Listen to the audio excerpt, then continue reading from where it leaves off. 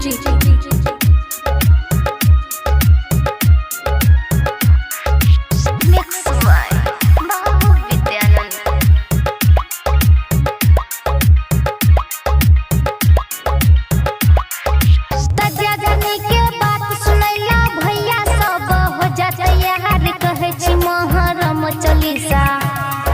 मुस्लिम भाई के जिए त्योहार मिलके बनाबे भर संसार। चढ़े दिन पहिला महीना मिलके मनाबे सब एकठिना। इहे दिन हजरत मोहम्मद नाम हुसैन के ढालक किस्मत। तैमूर लंग केलकै खोज तबे से हर साल बनबे रोज।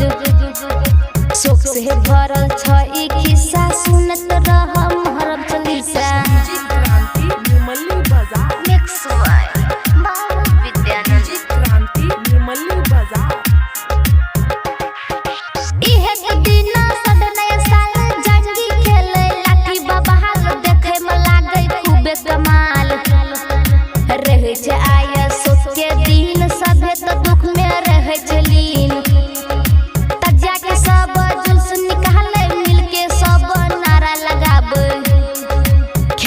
सब कोई लठम लाठी सबके हमारे से ठाठ ठाठी।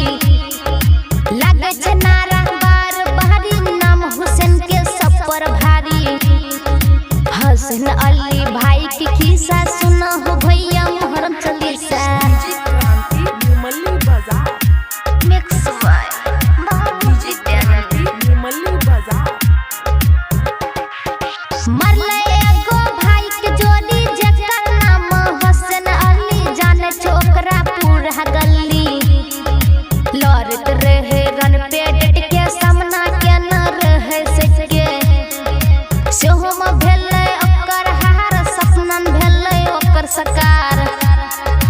जगले सगरो सोच के खत्मा तजिया झरनी बनले सपना। नम्मी के सब खिचड़ी बनाबे जगी सब खूब खियाबे। संगम संतोष लिखाई दिल का सबिता शर्मा सुनाई दिल का।